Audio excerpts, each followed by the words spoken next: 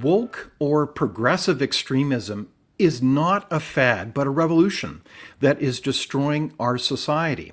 Our next guest argues that progressive extremism can only be stopped by a drastic intervention. So today we're going to talk about Canada and the need for an intervention to save this great nation. A clear path forward requires looking back and learning. Good public policy requires human connection. It's a consideration of the facts, applying common sense and innovation.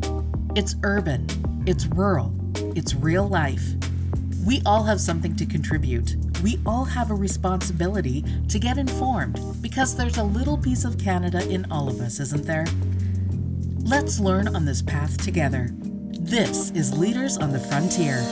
Eric Kaufmann is a professor of politics at the University of Buckingham. He has written many books and he's written for many different publications, including the National Review and the Wall Street Journal. A warm welcome, Eric Kaufmann. Great to be here, David. Thanks for having me.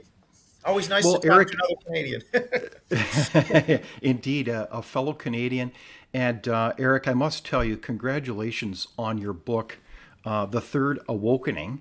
I just love the book. I think it's a gem of a book, and I certainly recommend it to our readers.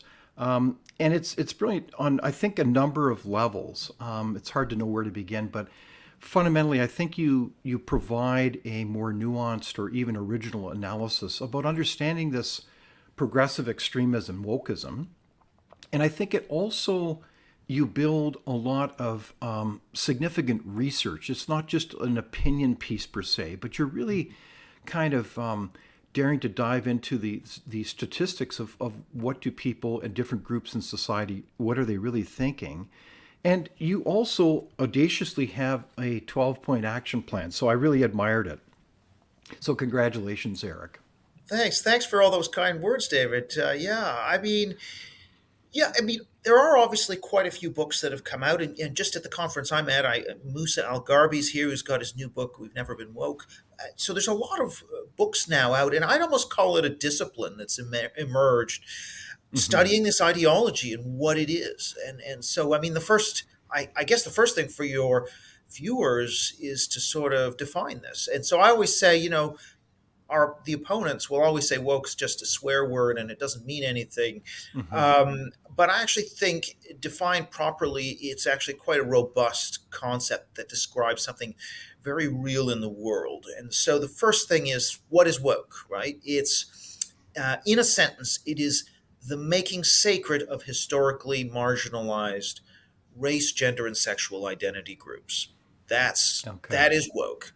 Out of that flows two very simple kind of pseudo principles, which are that you want equal outcomes, what we call diversity and equity. So equal outcomes, say between white and black or male and female, whether it be places at Harvard or seats on the boardroom. So equal outcomes. And the second principle is emotional harm protection. So you're going to be protected from speech that you might, or at least the most sensitive member of your group, we might imagine, might be a little upset by. You're going to be protected from that speech through speech codes, tone policing, and various other kinds of limits on free speech. So really, that's what you would call the inclusion. So DEI, diversity, equity, and inclusion, really breaks down into two halves. One's the DE part, which is equal outcomes through affirmative action and getting rid of merit, let's say, and then inclusion, which is about restrictions on free speech censorship, which helps to protect the emotional safety, so-called, of these minority groups. And that's really what we're talking about when we talk about woke. Okay, so, gosh, words matter. It sounds like those all are kind of warm, fuzzy things that a lot of people can buy into. I guess the question is, I mean, in Canada, and it's great that you understand Canadian culture as you are of Canadian background. Why should Canadians care? Like these all sound like good things. Like there's a lot of public figures that almost like a mantra repeat diversity, equity, inclusion, all kinds of terms. So why should we care? Well, so let us rip away the velvet glove around the iron fist for a minute. So instead, what if I said instead of diversity and equity, anti-white male and anti-Asian discrimination? So how do you like the sound of what is essentially the translation of diversity equity, right? So it's only because it's cloaked in the euphemism. What's on the outside of the tin is something that people can't disagree with, diversity and equity, although I think you can actually disagree with these things. But they sound very good, and so a lot of people just say, "Oh, that's what's on the surface of the tin. On the outside, the wrapping paper. I like the wrapping paper. I'm not going to look inside and see the anti-white male discrimination, anti-Asian discrimination." The second bit Okay. is inclusion. How can you oppose inclusion except if you translate it as suppression of free speech, thought policing, compelled speech? Suddenly, those things don't sound so good, but the way it works is to get at inclusion, we need to get rid of the hostile environment for historically marginalized groups, which means that we have to essentially censor and punish speech. And so, in a way, cancel culture is justifiable to create a pleasant environment to facilitate inclusion. So, what I'm saying is, if we were to rip away those nice sounding labels to show what's actually inside the tin, which is, in this case, cancel culture and restrictions on free speech, then all of a sudden it would be a lot less attractive. But the woke side has been able to sort of traffic under these flags of convenience and fool many people, and that's really the problem. And people don't realize they've been had until you have crazy things going on, like saying being on time is white supremacy. But by then it's kind of too late because you've already bought into the belief system. Okay, so gosh, it sounds like false advertising to me. And in some measure, we're being manipulated, really. So I was fascinated a little bit more about your own background, Eric, that you are a survivor, if you can call it that word. I'm almost reluctant to use that word, of attempts to, frankly, cancel your work. You've even got through some multiple investigations. Was there something in particular that was a catalyst for you writing the book at this point? Yeah, so I have had, the experience of cancel culture. I haven't technically been canceled in the sense I wasn't fired or chased out of my university, but I Hmm. faced cancel culture pressure. So people, radical staff and students making complaints, stimulating internal investigations, which dragged out. Now, they didn't result in concrete punishments of any kind, but just experiencing that pressure all around criticizing social justice as an ideology. So if I retweet Justin Trudeau being unable to pronounce LGBTQ plus, that will go on my record and be something that's dragged into the complaints process. And of course, you're then accused of essentially harassment by doing that, right? So this is the way the system works. Yeah, that's obviously prompted me to be interested in this. But one thing I would say is one of the themes of the book is actually this isn't super new. We can find instances of cancel culture going back to the 60s.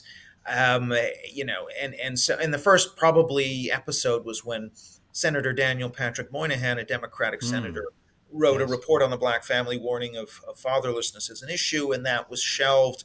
That is sort of the beginning. Now, it wasn't as common because you didn't have social media, you didn't have clickbait media to run these stories, but it still was occurring. And I kind of think it's important just to note that this is not a new set of ideas.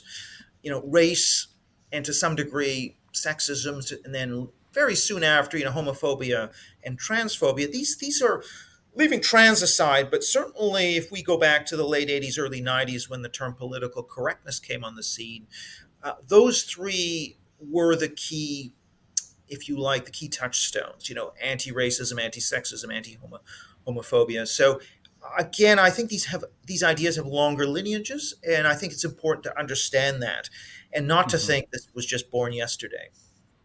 Yeah, no, exactly. Through human history, it's been really quite a remarkable story how people have become more and more committed, I would say, to respecting each other, as human beings and for equality and for compassion but it sounds like this has morphed into something more ominous, and it's really gone too far. So I guess the question is, as people experience what it was at multiple elections, including on November 5 in the United States, the question is, one of the reasons why I think Donald Trump won was not only the economy and open borders, but it kind of a reaction to this kind of extreme culture of wokeism, political correctness, and so I guess I'm wondering, has wokeism actually peaked? Is it just a fad?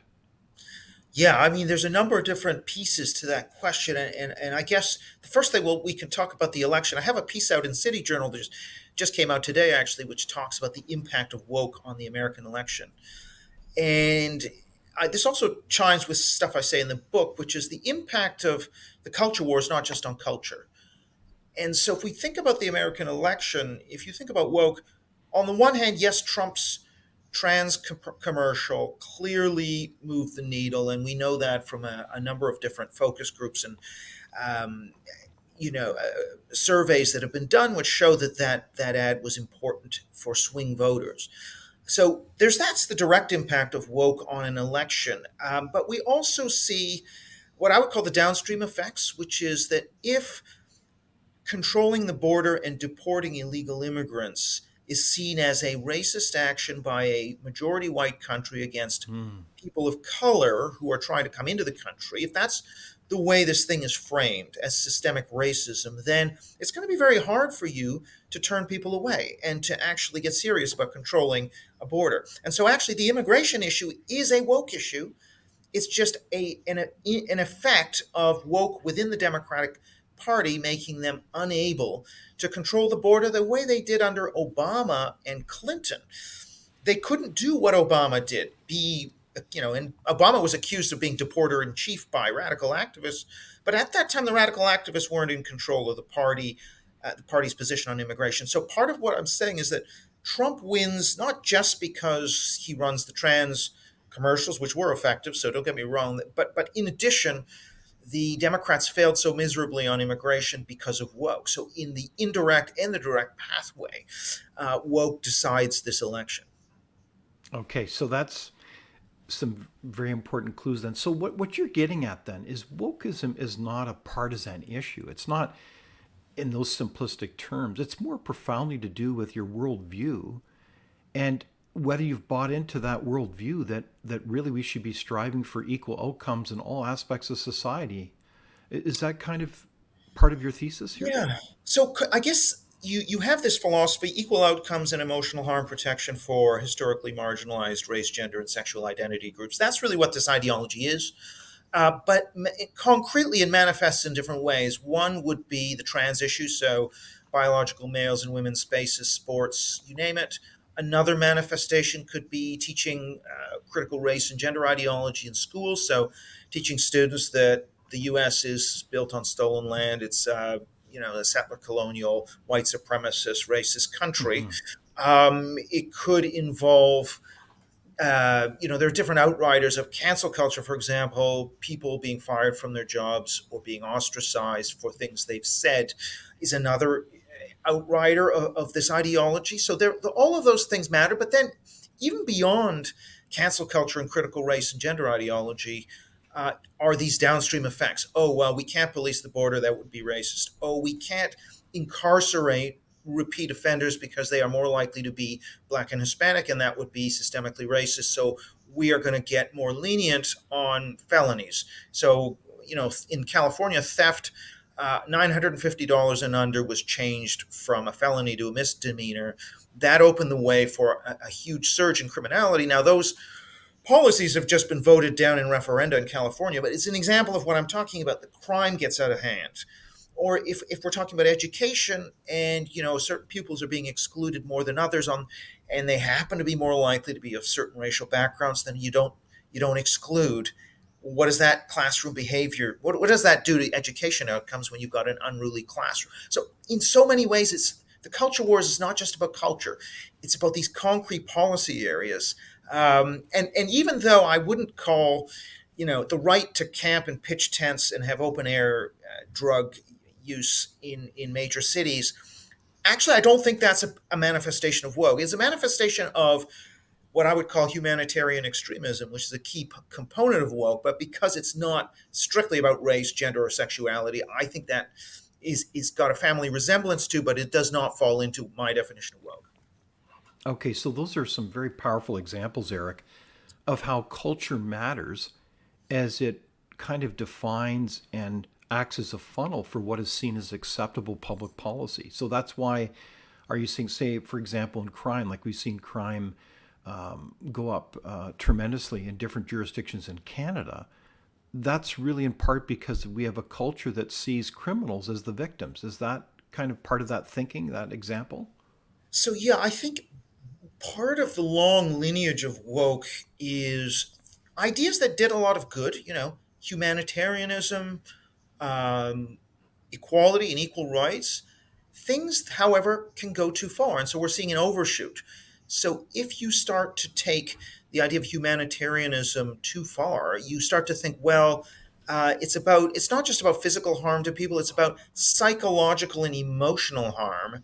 And Mm. we can't define it objectively. It's just how people subjectively feel. If they feel harmed, then they are harmed, and we have to sort of give them what they want. We got to stop saying things that harm people. That's how we get into the position of cancel culture, where you start to take psychological harm seriously. But yeah, it affects policy in so many different ways. One thing, if you take the Canadian example, a good example is the whole question around the residential schools. And it is impossible, in my view, to have an objective scientific analysis of what happened in the residential schools. The mass graves, there's no physical evidence, there's no documentary evidence. We don't have parents searching for kids. It's essentially a Pizzagate level hoax, but you can't say anything against it because it would hurt feelings. And so feelings comes before truth in this case. But Mm. of course, once you commit to that narrative of settler colonialism, it suddenly undermines every piece of Canadian society. You have the flag at half mast, you have the Orange Shirt Day, you now, of course, it's bleeding into the Remembrance Day, it's bleeding into, statues are removed. The whole history of the country, the whole legitimacy of the country is being Hmm. undermined, and maybe even um, property rights around resources in British Columbia. All of Hmm. this stuff gets under your whole country gets undermined when you give in to this ideology. And so part of what I'm saying is it's not just a battle in the faculty room or even in the opinion pages of the newspapers. This actually has huge real world consequences. Now in Canada, of course, that includes mass immigration because being against that is racist, so called. If you believe Hmm. that, then you're just going to open the gates because you don't want to Hmm. be accused of something that's a taboo. I mean, one of the points in the book is that the anti-racism taboo, it's good to have a norm against racism, but to make it the highest value in your society means you can't touch it if it goes too Hmm. far. Any accusation in the name of racism is given a lot of credibility, and people run from it because it's, as John McWhorter says, it's social death if you're accused of it. Hmm. And that skews and warps the entire society. Yeah. So we've gone too far in this movement, and it's fascinating because you kind of, if I understood your book correctly, you refer to wokeism and this extreme progressivism as really cultural socialism. What do you mean by that? So this really refers a lot to the equal outcomes part. So there's equal outcomes in emotional harm protection. The equal Hmm. outcomes idea, which is basically we can't have any gaps between black and white or male and female in desired positions in society in terms of income levels. What that's doing is it's taking a socialist principle which says we're going to have equal outcomes. Now, under economic socialism, it was, as Marx would say, to each according to his need and from each Hmm. according to their ability to pay, basically. Um, that idea is that we're going to have equal outcomes by class. So the proletariat and the bourgeoisie are going to have the same standard of living. All individuals will be equal. So that's an economic group, class. We're now going to say, well, we're going to move from class to identity. So we want equal outcomes by race and by sex, for example. It's the same idea that we are going to um, essentially restrict liberty and excellence and merit in order to achieve equality of outcome. Hmm. Now, we're going to violate equal treatment, but we're going to violate equal treatment and non-discrimination in order to achieve equal outcomes, except it's cultural. It's by cultural group rather than by class or economic group. So Hmm. it's cultural Hmm. socialism.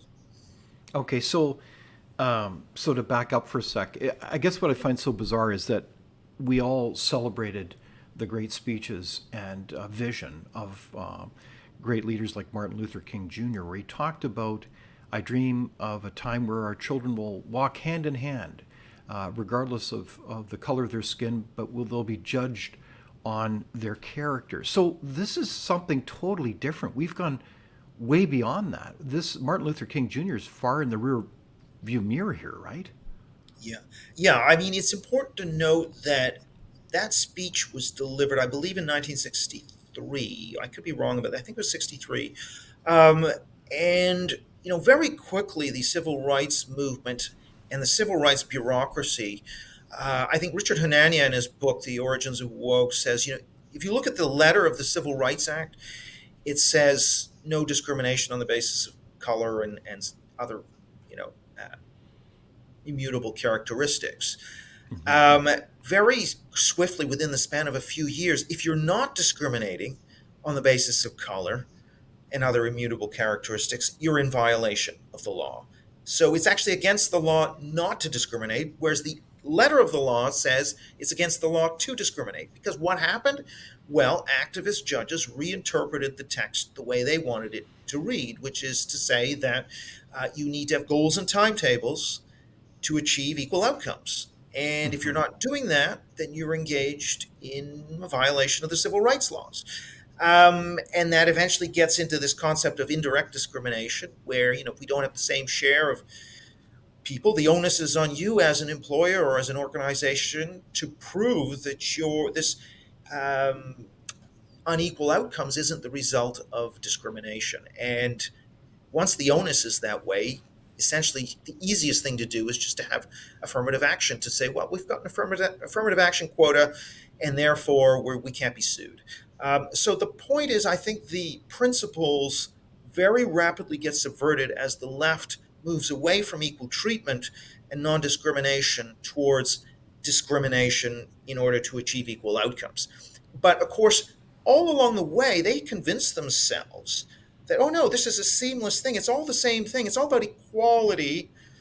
So that word equality kind of uh, essentially spans the distance between equal treatment and equal outcome. So they convince themselves that no, this is all about justice and equality, except the shell game and the sleight of hand, you've now moved from treating people equally to treating people unequally, and they justify it to themselves as being justice and equality. So that word, justice and equality, those words are acting to launder what is a very illiberal creed and make it seem as if it's of a piece with this earlier classical liberal colorblind approach. But in fact, it's radically different. Oh my! So this is huge implications then for our lives. And I think of, I mean, there's so many public cases where you even have medical schools introducing different admissions criteria to try to get a diversity of people that would, their intentions are that, the physicians would reflect the diversity of the community. But isn't that a good thing then? Well, a lot of things are good things. I mean, if I could wave a wand and have every institution be a perfect mirror of the demographics of the population, I'd do that, right? I think we'd all do that. I mean, that'd be Hmm. magnificent. The problem is, you can't do that. There is no such wand. The only way you can actually get a perfect mirror representation when there is inequality, which has many different sources, right? So it may be, that certain groups arrived in the country more recently and have to work their way through up the ladder. That's a Hmm. natural process. It could be that, if we're taking the sex difference, it could be that, women don't want to work 80 hours a week like a nut, and so they're Hmm. underrepresented in the CEOs. Which of course I think the women have it right there. I mean, it is a bit crazy for people to work like a complete idiot just to be at the Hmm. top. But that's what I'm saying is that there are many reasons for these inequalities, Hmm. and the only allowable explanation, let's say in academia, is systemic fill in the blank. So systemic racism, Hmm. patriarchy, heteronormative, whatever systemic discrimination theory applies to the particular group is the only allowable explanation. The reality is most, perhaps all of the explanation has nothing to do with discrimination. But Hmm. because you get an unequal result, the only acceptable explanation is systemic discrimination. Therefore, the only acceptable policy option is affirmative action quotas to engineer the equal outcomes. Of course, once you're engineering the equal outcomes, you're using force to violate people's liberties and their right to equal treatment in order to engineer the equal outcomes. So it's deeply illiberal Hmm. um, in order to engineer those equal outcomes, and that's why we talk about progressive illiberalism. To quote the Economist magazine, Hmm. progressive illiberalism is partly about the kind of force that you need, and we saw that under communism. In order to get equal outcomes between classes, you had to expropriate. You had to use a lot of force and authoritarianism in order to get, and so suppress liberty to get equality. Hmm. And we're seeing the same thing on identity, and we suppress the freedom to hire who you want for the people to be treated equally in order to achieve those equal outcomes that are cherished by the woke. And now, the other part of progressive illiberalism, of course, is suppressing free speech and policing what you think through unconscious bias training, for example, or forcing you to sign a diversity statement. You're violating people's freedom of conscience. So, Hmm. all of this violation in the name of inclusion, which is basically about emotional harm protection for minority groups. And so that's the other prong of this. Both of them are illiberal, but in a way, those older values, the Martin Luther King equal treatment, everybody treated equally as an individual, those values I just think are much lower ranking for social justice activists than equal outcomes and emotional harm protection. So, Eric, you make I think, a very incisive point then that these freedom values or liberal values, you call them illiberal now, um, maybe it's okay that those values of freedom, like freedom of speech, kind of go down a little bit so that we can prop up people that perhaps need a little bit more help. So I'm looking at it through the lens, of course, of kind of Mm. popular culture. But is that really a problem if we just have less free speech and less freedom on all kinds of scales we can think of? And is that really that bad if it actually Right. makes our society better? Yeah, I mean, there's two issues there. One is the if it makes society better. Right? So, if it was the case that we had affirmative action and we got an equal mix in Harvard or whatever, or maybe it's the Ryerson or whatever, their Toronto Metropolitan Medical School. If we get an equal mix of people and they're performing at a high level, so the performance doesn't suffer and they get good jobs, then you might say, okay, there's at least a choice. I wouldn't agree with it, but at least you could say, oh, well, it did benefit the minorities. Or for example, if the Hmm. emotional harm protection and DEI policies led minorities to flourish, get better marks, close gaps, if something Hmm. measurable on the equality front actually came out of this, then you might say, well, at least we have a choice to make. But the reality is that these DEI policies generally do more harm than good to their intended beneficiaries, right? And it's obvious to see why that might be the case. I mean, one example would be if, for example, you're admitting people into a very challenging science program with much lower marks on the basis of race, the chances are they're going to flounder and fall to the bottom of the class. And this is the mismatch hypothesis, right? So Hmm. is that going to, and actually, that if in fact they'd gone to the university that matched their qualifications, they would do well, get the marks, become a scientist or an engineer instead of becoming a African studies or gender studies major. They would Hmm. actually be advantaged, and so, and actually by putting them into a wholly inappropriate program, you're not benefiting them in any way. But that's just one example. I mean, there are other examples as well. I mean, I think there's been a lot of failure on the indigenous front, for example. The problems, if the problems of Indigenous Canadians are caused by other factors, perhaps misgovernance on band councils, or perhaps the home ownership or the property ownership regime. If other factors are behind what's happening on reserves, and you say that the only problem is settler colonialism and its after effects, what you do is you occlude the genuine source of the problem. So that means you're not going to be able to fix the actual source of the problem by pretending that the source of the problem is something else.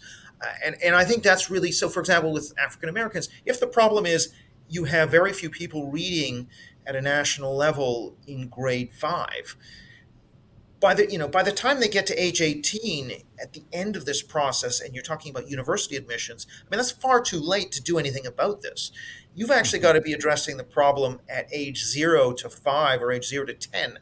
So if we were really seriously concerned about trying to get, you know, Black Americans to converge with white Americans, then that would be the focus, right? But by talking about the focus as, oh, there's discrimination in the workplace or at universities, we actually pretend something is causing the problem that isn't causing the problem. So part of this is that equality, or the social justice, what I call cultural socialism, isn't even helping the groups it's claiming to help. It's actually damaging them. So we're not getting anything out of this. We're violating classical liberal principles and equal treatment, and we're getting nothing in return. So it's just a bad deal all around. No, it's a really bad set of ideas. And I think what I also marvel at, Eric, is the whole principle of treating people respectfully as individuals, not as part of groups. I mean, it's stunningly disrespectful and frankly uncaring to look at people and just slot them in a group based on criteria that are irrelevant. Yeah, I mean, I don't, I think we should treat people as individuals. I mean, if, for example, it is not, in my mind, terrible to monitor on the basis of race, sex, whatever other characteristics. I mean, if there are hidden biases or old boys networks or something, if that really was a factor, you'd want to know about it. So it's not that having a workforce that is, is very unbalanced demographically could be a signal. But equally, it might not be a signal, if women are much more likely to become veterinarians and go into psychology than they are into computer programming and engineering. I mean, that could reflect, and probably reflects, genuine differences of interest. And we should be mature enough as a society to accept that there will be different distributions of demographics in different professions. And so, yeah, I guess my problem with the whole DEI approach is that they aren't actually interested in fact and evidence. There is one allowable explanation, which is systemic discrimination. You cannot provide, if you were to say, well, men and women for both biological reasons, perhaps for cultural reasons, but for reasons that are not to do with discrimination, opt into different professions. And that's why you don't have 50-50 male-female in computer engineering. It's very difficult to say that. Whereas it wouldn't be very difficult to say there aren't a lot of men in nursing and in social care because men don't want to go into those professions. That's not a controversial statement. It's accepted, and it should be accepted because that's the truth. It's not because there's discrimination necessarily against men in those professions. We should be able to have that mature adult conversation for the professions where women are underrepresented as well. And we can't because of this ideology. There's only one allowable explanation. So yeah, it definitely gets in the way. It's not that we shouldn't monitor for these things, but I think the presumption of discrimination, that really comes from the ideology and really hamstrings our ability to solve problems. No, it makes sense.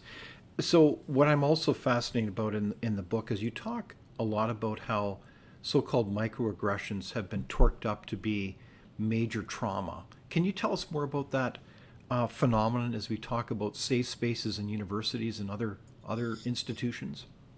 Yeah, I mean, there's two real streams to woke, like influences. One is this cultural socialism, which kind of comes out of the oppressor-oppressed Marxist framework, and they pull out the cartridge from the console that says class and stick the one in that says identity.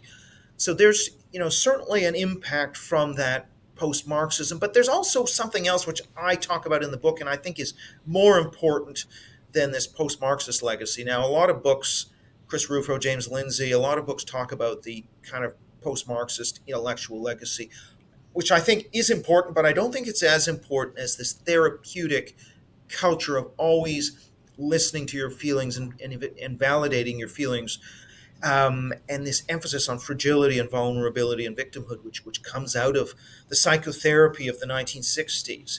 And this is where we get the idea of emotional trauma, emotional Mm. safety, microaggressions, trigger warnings, and all of that psychobabble, if you like, comes out of this. What Nick Haslam, the psychologist, would call concept creep, the meaning of prejudice and bullying, which used to be, or trauma. These things used to be physical or medically measurable. Now they're just in the Mhm. eye of the beholder. If you feel it, it's traumatic. If a gender critical feminist gives a talk on campus or at the public library, then as a trans person, I'm traumatized. Even if I'm nowhere near the talk, I am somehow magically traumatized. And this is sort of Mm. a narrative, but it's an offshoot of this therapeutic philosophy in society. And of course, what that means is we have to then protect the sensitive ears of the most sensitive members of these groups or their self appointed spokespeople by censoring free speech or censoring the truth in many cases. You can't speak truth. You can't do scientific research. If you find that puberty blockers are not reversible and do damage, that's not something you're allowed to publish. It won't get published in scientific journals Mhm.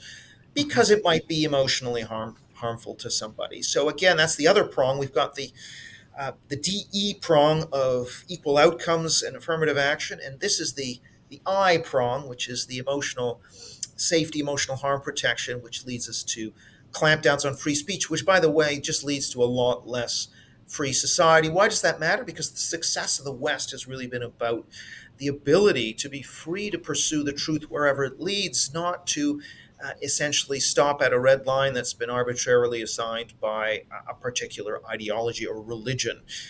So once we get rid of the ability to freely inquire and to have freedom of speech, quite apart from the loss, free speech has its own intrinsic value, but it also has this instrumental value. Is you can't solve problems, you can't move forward as a society and progress. And really, the key to Western progress, the reason the West has been so successful, is it had a greater amount of freedom to defy initially religious conventions, but we're now moving into a different religious era, which is going to constrain that progress. So, to be clear, then, Eric, I mean, what you brilliantly summarize in your book and just now, this has profound implications then on the lives of every Canadian, let alone every person in Western civilization and beyond. This wokeism is really a full frontal attack on many of the basic freedoms and assumptions and norms that we have a society that's enabled not only our freedom but our prosperity. I mean, that's not an overstatement, is it? It isn't an overstatement. I mean, there are the proportion of people saying they're afraid for their jobs and reputations for what they have said in the past or might say in the future is much higher now than it was during Red Scare in the 1950s. Canada, the other thing I should say, we haven't talked as much about the Canadian case. I think Canada is in one of the worst positions of any society for a number of reasons. One of which is there is not an established right of center media, and there's a weaker conservatism in the culture, and therefore it's less balanced. In Britain, the press, for example, the newspaper market is much more balanced between right wing and left wing papers. Mm-hmm. In the US, you have more of a balance within the electronic media. In Canada, you have neither of those things. And not only that, because of the post 60s decline of the British Empire, when Canadian identity was recrystallizing, it came at a time when you had the new left rising initially from the United States. Ideas coming out of the new left around identity politics found their way into, for example, the 1971 Multiculturalism Act, the Mm-hmm. Charter of Rights and Freedoms, which allows for racial discrimination. And we've seen now initially that may not have been used, but what we're seeing now is it's increasingly being used. You have naked race and sex discrimination in ads for Canadian academic jobs. You have naked Hmm. racial discrimination in court judgments. If you're Aboriginal or Black, you will get a lighter sentence. So justice is not blind. So the violation of equal treatment is, in fact, in the DNA of the Canadian Charter of Rights. So that's why the courts cannot be trusted. Whereas in the United States, because of you've got the First Amendment, you've got the Civil Rights Act, which yes, it can be interpreted in different ways, but a lot of those executive orders can be unwound. It's just harder to you cannot blatantly discriminate as Mm. easily. In Britain, again, you have to hide these things. I'm not saying they don't. For example, the Supreme Court in the U.S. has outlawed affirmative action on the basis of race. That doesn't mean that it's going to disappear overnight. There will be resistance, but it'll have to happen secretly. And similarly, in Britain, if you want to discriminate on the basis of race to hire somebody who's black or some other race other than white, you can't do it nakedly, or you could be sued. In Canada, you can do it nakedly. So I just think the Canadian situation is worse than others because the courts are not providing a check. Whereas I think that in the U.S., because of the nature of the First Amendment and the court system, Hmm. and Hmm. in Britain, still, I think the judiciary is less corrupted than the Canadian judiciary. And the problem is, if you can't even rely on the courts to back up you, if you've been cancelled by your employer, for example, or if like Jordan Peterson had his psychology license revoked for not tipping his hat to DEI ideology, the courts are upholding all of these discriminatory practices in Canada, and they are not in other jurisdictions. So Canada's in a really, really big hole. The other thing is the sort of truth and reconciliation based Indigenous issue assault on the legitimacy of the Canadian state. I think is also more severe than, let's say, equivalent narratives about the United States being implicated in Hmm. slavery, and it's just yes, it's there, but I think there's a check on it in the U.S. case that is more robust, whereas in the Canadian case, I don't see much. Now, this what's happened recently in Remembrance Day is an indication that the public, the people have had enough. So there's been a bit of a sporadic Hmm. pushback against politicizing Remembrance Day and bringing in the woke themes of land acknowledgements and Hmm. Black Canadians and all these other things. But okay, fine, that's one day of the year. Maybe the woke will Hmm. back off, but the other 364 days of the year, when it comes to what's taught in schools, what flags are flown on buildings, how the history is taught, how the national identity is narrated, they will continue to run roughshod over those things. And you can't have a society. I mean, immigrants can't integrate into a society that hates Hmm. itself. So I don't know how Canada digs itself out of that. Which, let's face it, the Trudeau government is really the government that presided over the Hmm. entrenchment of these ideas. But I'm just not. You haven't heard a lot from Polyev. You've heard a bit on Remembrance Day, but you haven't heard a lot of Hmm. things that might push back against that and try and sort of resuscitate the legitimacy of John A. Macdonald, of Canadian history. And Hmm. until that happens, I'm afraid, I think Canada is going to be in a really bad place.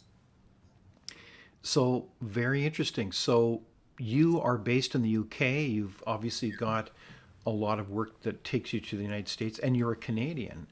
And your comment is that Canada is in rough shape when it comes to these issues. Because, in many ways, then this cultural socialism, this extreme progressivism, is not a fad. It's because it's so deeply entrenched in Canadian institutions. Is that what you're saying? Yes, I mean, it's deeply entrenched, and there aren't many strong countervailing narratives.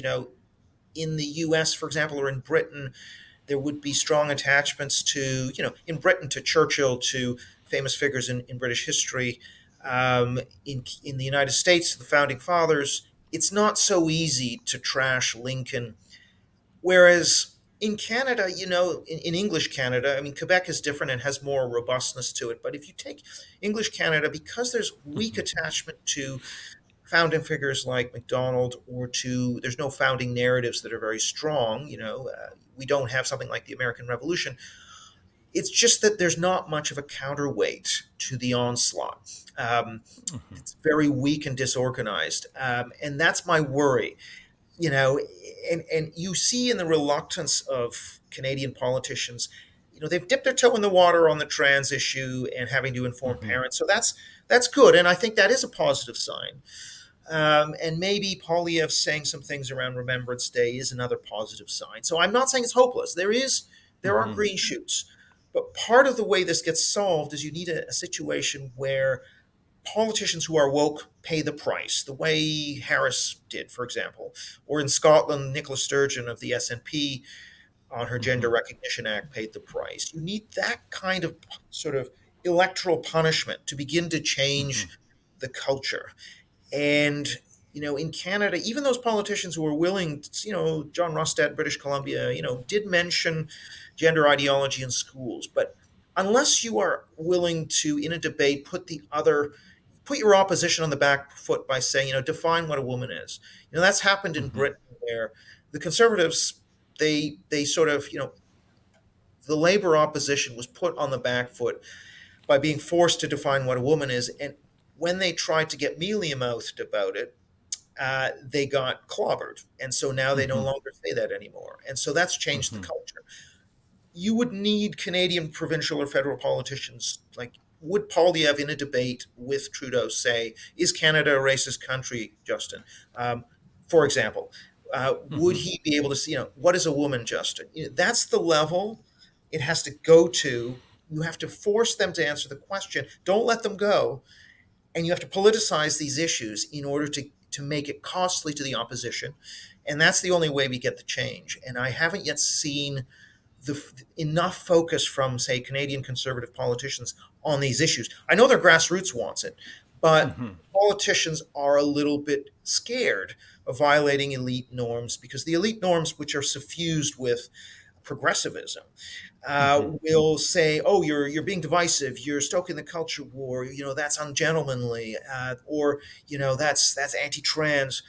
And a lot of politicians don't know how to. What they need to do is barrel through those brickbats. And once you come out the other side will eventually back down, and you'll have a change. So it's going to need this to be a priority for conservatives, not just talking about the tax and the economy.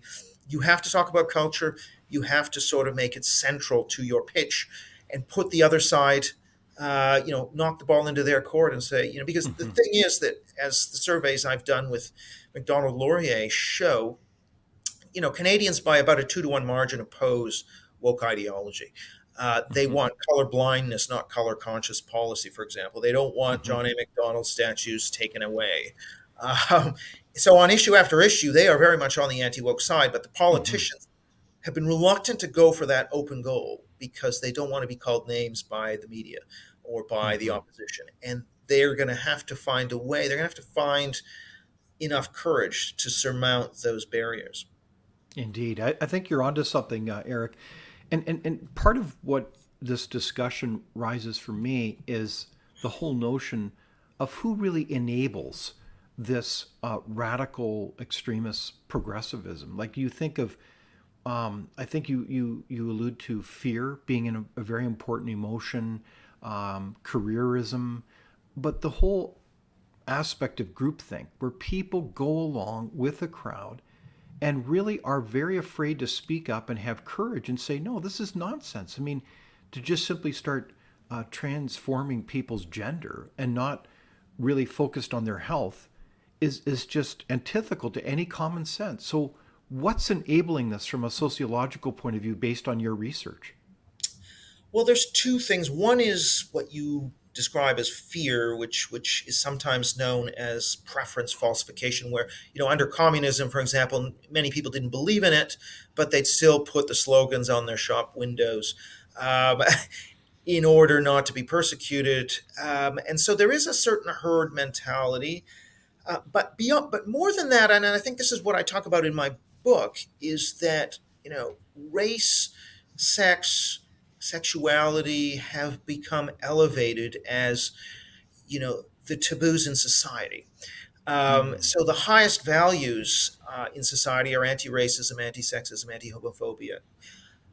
So these become the highest values. And so if there's even a whiff that you might not be on the right side of those values, your reputation, people will see you as radioactive, and you can suffer what John McWhorter would call social death.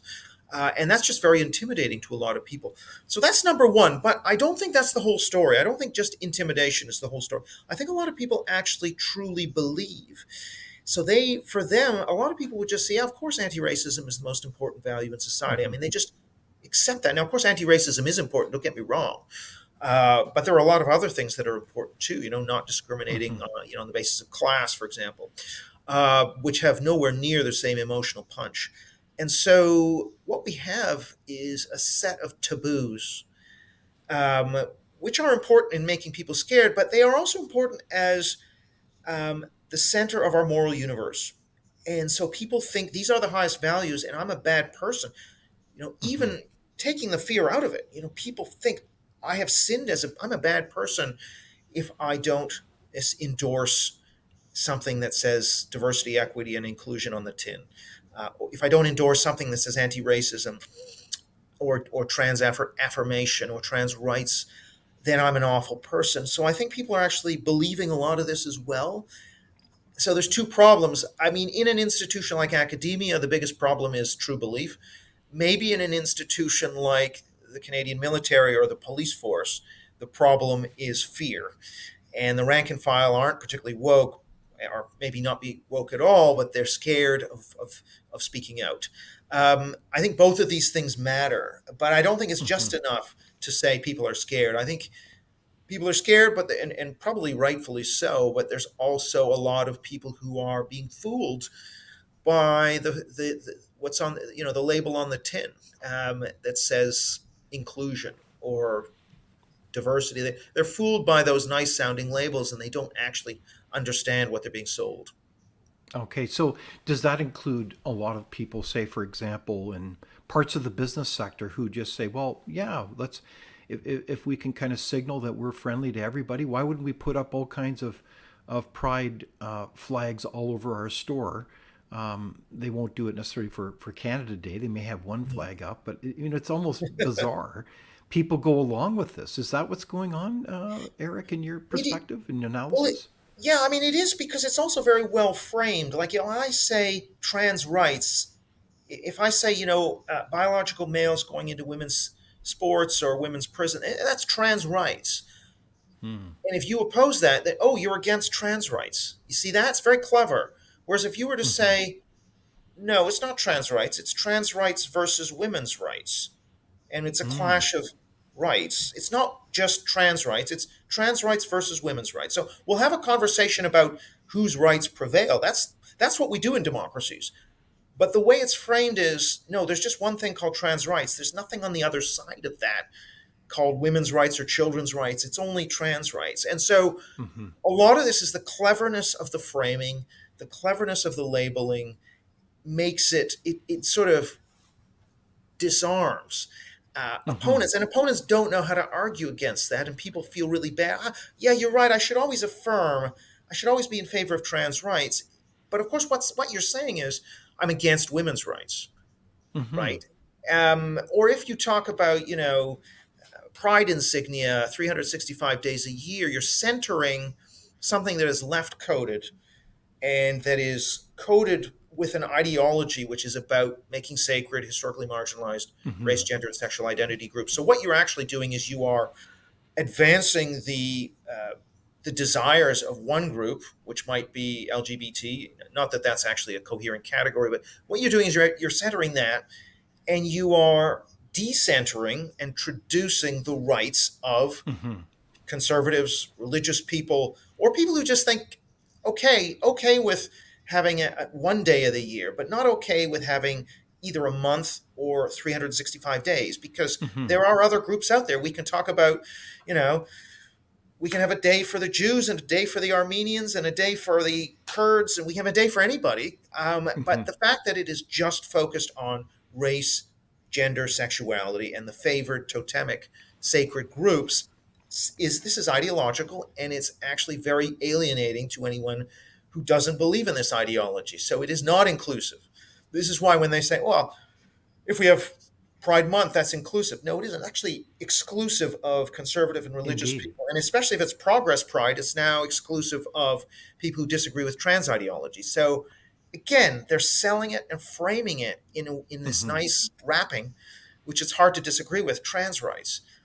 But you need to reframe that and say, no, it's trans rights versus Hmm. women's rights, Right. or it's, trans rights versus Christian or conservative rights. Yeah, so let's Hmm. have a discussion. By all means, we have to consider trans rights or Hmm. claims, and that's what we do in a democracy. But you don't get to sort of shut down all the other countervailing claims by just saying trans rights and that's it. But a lot of people have fallen for this kind of narrative. It sounds like people have been kind of manipulated and sucked into this language, this false advertising that we lead only with our heart, and we don't even bring any rational thought that this is should be all about everyone's rights. And Yeah. if we give that up, then we don't have anything in terms of the search for truth and, dare I say, the enlightenment. Just poof, it's gone, isn't it, Eric? Like we don't really have anything left. Well, yeah, there's a couple of problems, and one is, but even if we let's just run with empathy for the minute and take reason out of it. Again, is it just is it, if you're empathetic towards trans people by letting them into a women's prison or sports competition, you're not very empathetic to the women who don't want them in there. So again, this empathy thing, if you were actually a consistently empathic person, we wouldn't be where we are either. I mean, you'd be weighing, you know, the feelings of one group and the feelings of the other group and coming to some kind of Yeah. a balance. But now, of course, there is the problem that, we also need to have the rationality. I mean, and the other problem is, of course, as we saw with communism, we can be really empathetic towards the proletariat and the poor. Hmm. But if we engineer society around the concerns of those groups only, so we redistribute wealth to the poor and to workers and away from those who start businesses until everybody's equal, because that's the empathetic thing to do, then that's going to make society poorer and less innovative and immiserize society. And likewise with culture. Um, the same problem arises if it's all about empathy for the weakest and most vulnerable and those who have the least. If you optimize your society only for that, now that presumes that in fact those people are going to be benefiting from woke policies, which they're actually not. They're being made even worse off by woke policies. But even so, um, with economic communism, we eventually came to a modus vivendi, which says we're going to have mixed capitalism. So we're going to have capitalism to generate wealth, but we're going to redistribute to reduce inequality and reduce poverty. And that was our accommodation. We haven't done that on culture. On culture, it's just 100% on the social justice, equality, harm stuff, and no consideration to the human flourishing and cultural richness and freedom and beauty in the culture. And so what we're getting is an impoverishing of the culture. If, for example, every TV production and theater production has to be, as diverse as the population or more diverse than the population, even if that's historically inaccurate. For example, if we're talking about the Tudor Britain and trying to pretend that there were black people in Tudor Britain on a significant scale, or if we have women who are beating macho men in fights, to break stereotypes, that's going to no one's going to believe that is real, and so you lose authenticity in the culture. You impoverish the culture. Or Hmm. if you've got sensitivity readers for books, or if you're rewriting Hmm. Shakespeare, in so many ways, death by a thousand cuts. So this emphasis on self-esteem for minorities and equal representation for minorities in the culture is leading to the same thing in the culture that communism led to in the economy. So we have to find a Hmm. way of actually saying, the majority and the entire population's well-being and flourishing actually is important, and not just members of vulnerable groups. Vulnerable groups are important. We want to do something as much as we can, but subject to the constraint that we've got to make Hmm. society work for everybody. And that includes the majority. Majority has rights too. Everyone has an Hmm. equal right. They're equal individuals. We're not just going to have special rights for groups we might deem as, victim groups. Of Hmm. course, we want to try and accommodate just the way in the economy. We do redistribution. We try and reduce poverty, but that's not going to be the whole story. And so we haven't got there yet in the culture, unfortunately. It's still basically cultural socialism. And until we fix that, I don't think we're going to get out of this hole. So, speaking of the theme of fixing, one of the things I really appreciated about your book was really an action plan. And you talk a lot about the institutions, how this is not simply a fad that has peaked, because a lot of this is embedded in the institutions. So you have to address the institutions. So one of them I want to ask you about is the role of the universities. And I want to start off with a question just a little bit before that, and that relates to how did these areas of grievance studies even get into the universities? I mean, when you think about knowledge generation, you develop classically the scientific method, a thesis, and there's a vigorous debate. But grievance studies is really not about that at all. So how the heck does any self-respecting university even have grievance studies within the university? Wow, how naive, you are. I mean, I know it's the answer to this, but obviously universities are not these dispassionate truth-seeking machines. They're riven with other considerations, especially ideological ones. Now, to be fair, that isn't new. If you talk about the creation of Black studies and gender studies, now, of course, there was a market for it. I mean, for these things at some point were being understudied, and they, it was a good thing to have these perspectives. But Sure. you take the origin of Black studies. The origin of Black studies is threats and emotional blackmail, is the way I would put it. So, let's go back to San Francisco State University, 1968.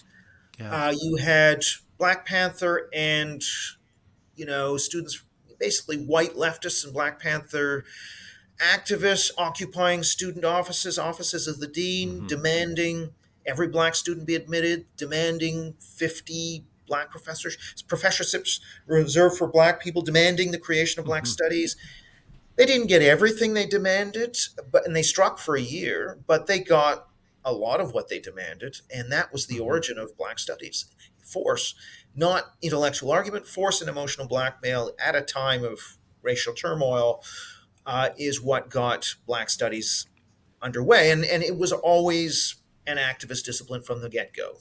This was not a dispassionate discipline that studied the Black experience in all its facets, including its achievements, and in fact, where it used modernity very successfully. I mean, there's been a lot of positive stories. It's not just a story of Black victimhood. I mean, Black people, they achieved literacy very rapidly. One of the most rapid achievements post-slavery of mass literacy. So there's a lot of success that isn't talked about. The only focus is on victimization. But yeah, that's the origin of really grievance studies. Feminism, gender studies is very similar in the sense that it is an activist discipline that has always been driven by radical perspectives, not by patient measurement testing, thesis falsificate, none of that. The Popperian scientific method is not what animates gender studies. That's not to say that there's none of that happening in those fields, but it's very little. And I mean, this is why, of course, James Lindsay and Peter Boghossian and Helen Pluckrose were able to do all those hoax papers, is because as long as you just name check the right ideological buzzwords, you can get anything published in these journals. But this is not just grievance studies. You go into the soft social sciences, psychology, sociology, and even political science, and even philosophy. You are getting identity-based, grievance-based things published and taught in those disciplines as well.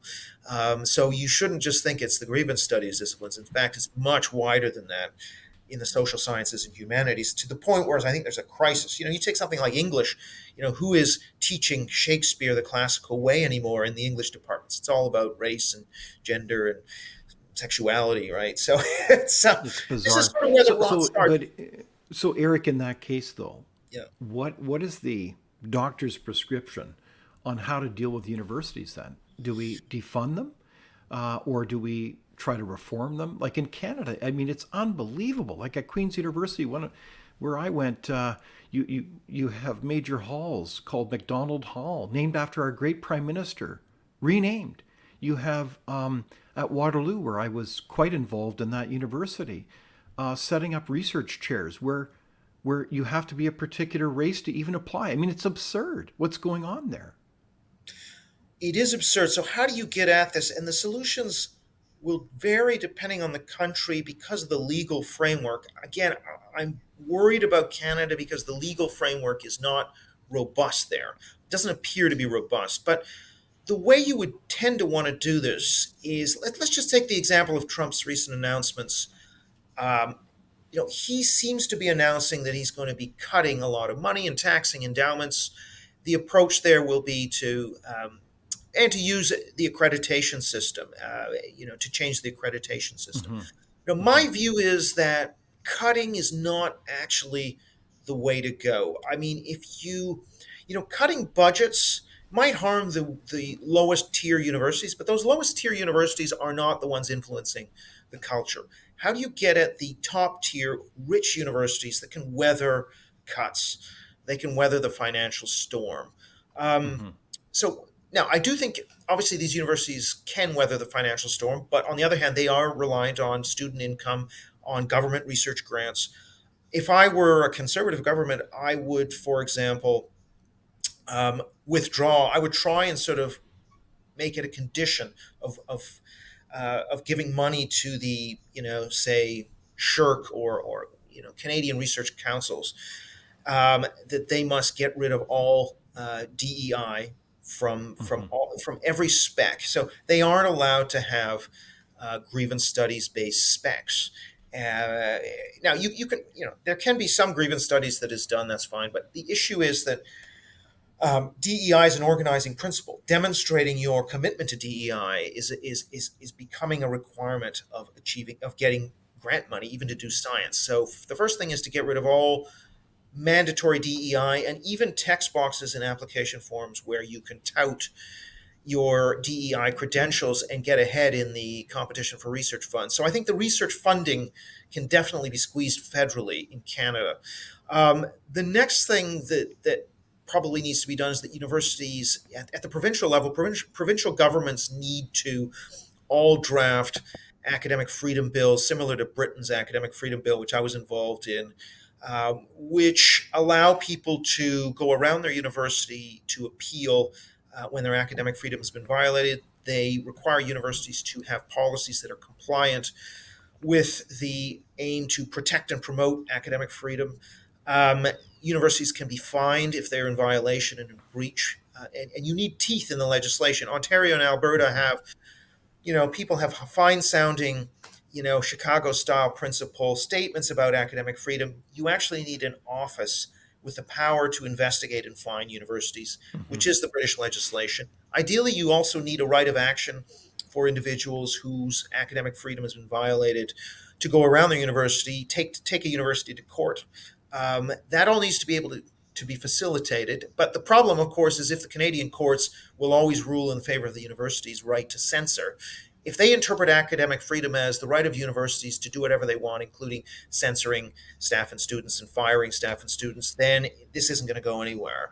So maybe if the sickness is in the courts, then we're really in deep trouble. In which case, all you can do is have the provincial and federal governments do their best to essentially withhold funding until they get what they want Hmm. in Hmm. terms of policies from the university. Now, whether the courts will strike that down, again, is a question. And if the courts are really opponents of academic freedom, then this doesn't get fixed until you replace the Supreme Court judiciaries and you get new judicial rulings. And Canada doesn't have a federalist society. So, one of the things I talk about in the book is you need societies that will channel conservative or classical liberal judges, uh, civil servants into positions when conservative governments get into power. You need to replace the left leaning, judiciary or bureaucrats in order to rebalance, to Indeed. get Yeah. towards a politically neutral judiciary, politically neutral bureaucracy. Ironically, you've got to get political to get to political neutrality because otherwise these institutions are just going to drift to the left culturally and will endorse what's going on. So we need probably reform in Canada. You need to reform the judiciary first. You have to have something like the Federalist Society. So I know the Runnymede Society is trying to do this in Canada. You Hmm. can't just Hmm. allow the increasingly woke graduates of law schools to populate the judiciary. There has to be Exactly. much closer attention to who gets appointed to various levels of the judiciary. That's got to be one of the biggest tasks for any incoming conservative government. Once you have a balanced judiciary, then you can draft academic freedom legislation. I would also like to see provinces funding avowedly non-progressive centers like the US. You have Hamilton Center at the University of Florida, places like that, which are oases where heterodox thought can survive. They have Hmm. power over a tenure, they have power over a budget, which they get from the legislature. That's necessary in order to have at least some viewpoint diversity in the university. Without that, it will be a monoculture the way it is now. I mean, we've got, I think, in the humanities, I know MacDonald Laurier, it was Chris Dummett and Zach Patterson's study. I think it was like 90% of social science and humanities academics voted for left wing parties. Like, there is no viewpoint diversity there. And so, without these But I centers, think a lot of Canadians would be just shocked to hear that. Most of the universities are chock full of people on the radical left. It's not really a balanced environment at all in this country. And I think that study that you just referenced by MacDonald Laurier proves that. yeah, I mean, and I think Canadians are more trusting. They seem to grant more deference Hmm. to the institutions than Americans. And I think right now that's a big problem. Most Canadians don't understand how lopsided the professoriate is. Hmm. They still have relatively high trust in universities. Now, the trust in universities in the US amongst Republican voters has basically nosedived. Now, it's gone down a lot amongst not only Hmm. Republicans, but also Democrats and independents. But it's nosedive, especially amongst Republicans, from like 55% to around 15% trust.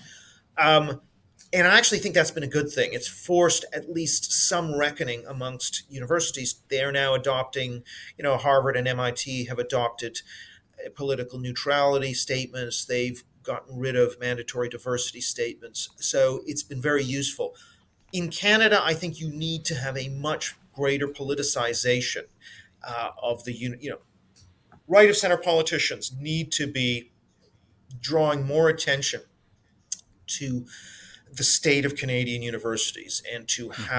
how much of a monoculture they are, how much they are, clamping down on academic freedom, and how they're not actually reflecting the public, and therefore you're getting bad social science because of this. You Hmm. don't have a range of views, but that's not well known, not well enough known. That has to be drawn into the political system, into electoral politics, because as long as it's behind closed doors Hmm. and people just grant deference to these institutions, it'll be business as usual, and they'll just continue to tighten the ratchet. No, I think you're absolutely right. So this is what we're referring to as we kind of wind up this far-reaching conversation, Eric, is the big intervention. And you line that up in terms of, I think, a brilliant 12-point plan, and certainly this is part of it. But I think you've also nailed, hit the head on the nail, so to speak, where you talk about the need for the political leadership of this country to successfully link culture with very important issues that affect people's Canadians' lives and use that as a basis to change these institutions and change it by making that kind of intervention that you talk about. So I think that's a really important insight into the political process. Yeah, I mean, I think I would also really need, I also think we really need to focus on school reform. I know that's a provincial matter, but I Hmm. think it's absolutely critical. I mean, most young people already, their political views are already formed by the time they set foot on campus. We know that younger people are more intolerant than, if you take a young leftist, they're a lot more intolerant than an older leftist of speech which might offend, for example. Hmm. So there is, for example, significant support for canceling J.K. Rowling. That, if you ask young people, should she be dropped by her publisher, significant share would say yes. Hmm. Um, Should a professor who offends students be reported to the administration? Yes. We are raising a kind of a significant, not everybody, I mean, there's a real split, but there's a significant illiberal group amongst Gen Z. We really need to get on top of what's being taught in schools. Race and gender ideology are, I believe, rife in Canadian schools. Now, I haven't done a survey. That's something I'm going to be doing. But in Britain and in the US case, for example, 90% of 18 to 20-year-olds reported that they had been exposed to at least one of five critical race theory concepts, like white privilege, for example, or systemic racism. They'd been exposed to these concepts in school. 90%. So this is not just a few schools. I would bet that we're going to get the same result in Canada. So the Hmm. school system is actually rife. The other thing is it may not be occupying every hour of every day, every lesson of every day, but the ethos of the school actually has a lot of influence on the pupils.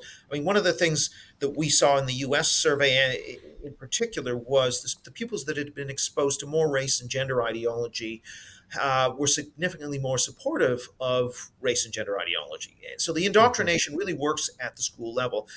In order to turn this around, in order to try and check the illiberal instincts of a significant chunk of young people, we've really got to get at the schools. The school system, I would almost say that's the most important issue that conservatives should be focusing on is reform of the curriculum. You shouldn't be learning about Canadian settler colonialism without learning about, for example, Comanche settler colonialism or Hmm.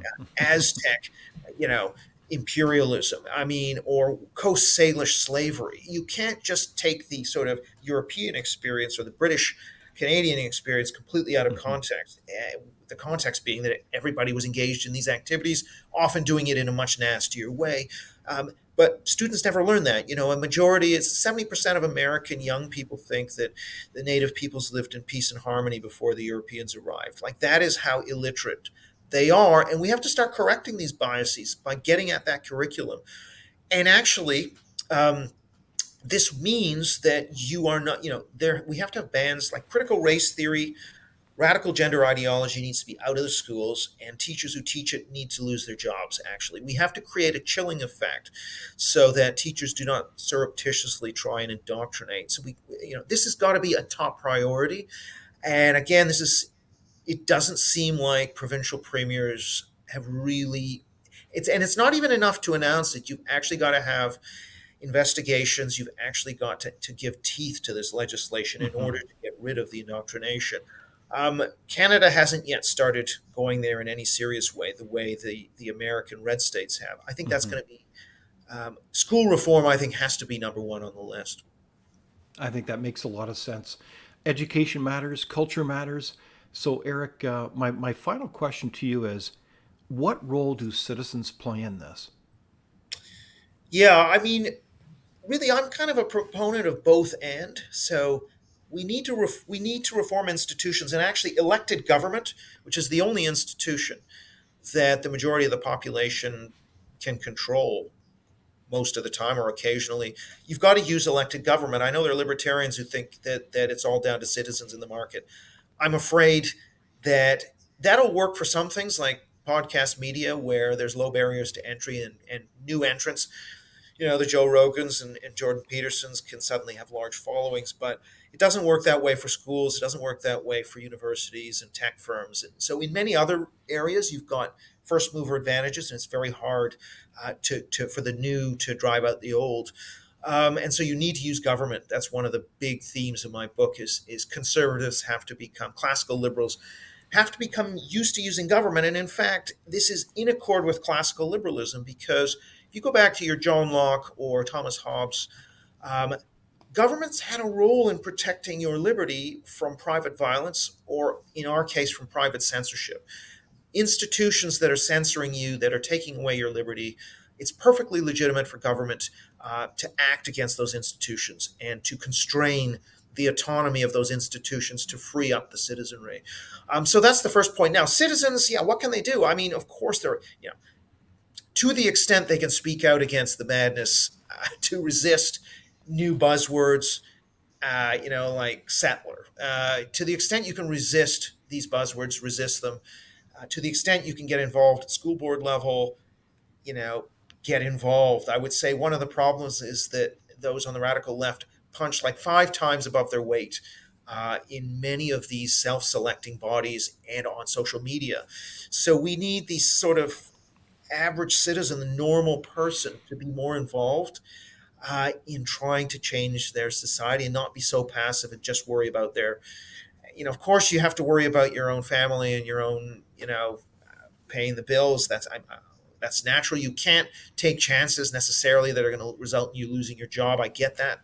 But I guess where you feel that you can take a chance, or maybe if you're nearing retirement, I guess for those people to speak out, I think is very important. So there's a big role for the citizenry, because really in the long term, even if we manage to get governments to reform the institutions, if we lose the battle of ideas in civil society, then ultimately those whatever progress we make in reforming the institutions will just be undone by a future administration. So we need to have change occurring within the citizenry, and of course there's many ways that that's happening. One of the ways that is happening, one of the encouraging things, is that social media, podcasts, alternative media, new media are actually allowing many citizens to get different points of view from the mainstream media, which in Canada tends to be relatively compromised. And so that's allowing fresh viewpoints in, and I think it's making a difference, particularly with younger people. So there's a significant group of young Canadians who reject this nonsense. And I don't think that would have been possible without the internet. I think you're right on. So, Eric Kaufmann, author of The Third Awokening, thank you for waking us up about the urgent need for this intervention for our country. And I want to thank you for your leadership and your courage. Thanks so much, David. It's been a pleasure. Thank you for watching Leaders on the Frontier. We're a nonpartisan think tank. We explore ideas, policy, and practical solutions that can make a difference in the lives of Canadians. We do not accept any government funding. We work for you. Thank you for supporting Frontier. Visit fcpp.org to give. While you're there, be sure to check out our latest articles and research. Without open discussion and debate, you're not thinking, nor are you free. Comment below. We'd love for you to join the conversation.